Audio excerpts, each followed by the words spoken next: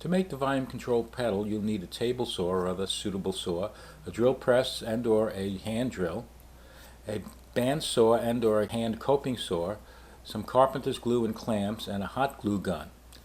Here are the parts that you'll need: 80,000th inch thick plastic sheet, a 1/4 inch thick hardboard, a 3-inch hinge with mounting hardware, some assorted screws, and the electrical components: a 100K audio taper pot you can get from Radio Shack or another source, 100 picofarad capacitor, 2 1/4 inch phone jacks, and some cable to connect everything together. Now, you start cutting the pieces out of the 1/4 inch hardboard, and when you've completed those cuts, you'll end up with these pieces. The 3 4 by 11 inch pieces are for the volume pedal itself.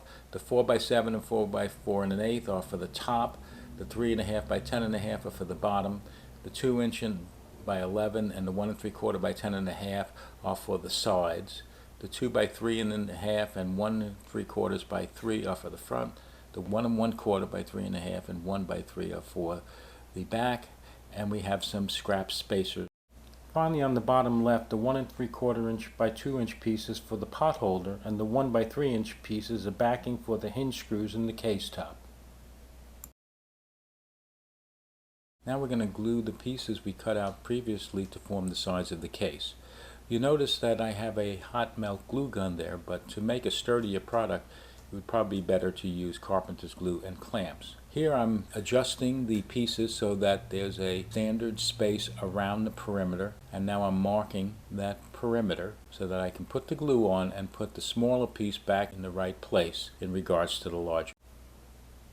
Now we're going to apply the glue so we can place the smaller side piece onto the larger piece. Then we'll do the same for the other side piece, the front piece, and the back piece. And once they're all dry, we have to drill a few holes before we can put these all together. Now if you look on the larger piece, we're going to drill a hole that's 3 inches from the front and 7/8 inch from the top. And we're going to do the same on the other side piece. Now on the smaller piece of the side piece, the dimensions are 2 3/4 from the front and 7/8 from the top.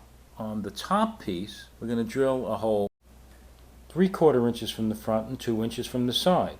The bottom piece's hole is 5/8 inch from the front and 1 3/4 inches from the side.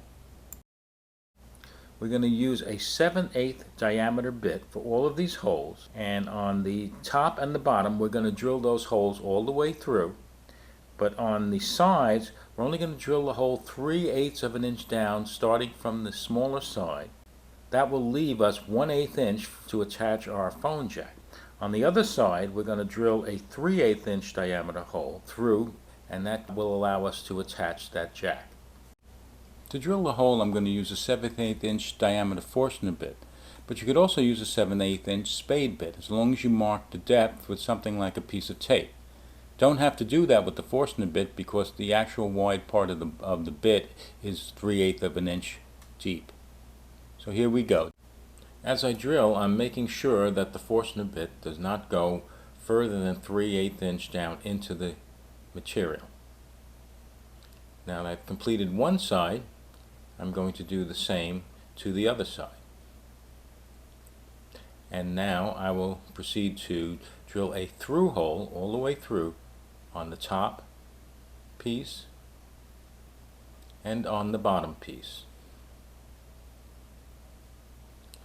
Once I've completed that, I now need to drill the 3/8 inch hole, but before I do that, I'm going to drill a very tiny pilot hole, so I start that 3/8 inch drill in the right spot.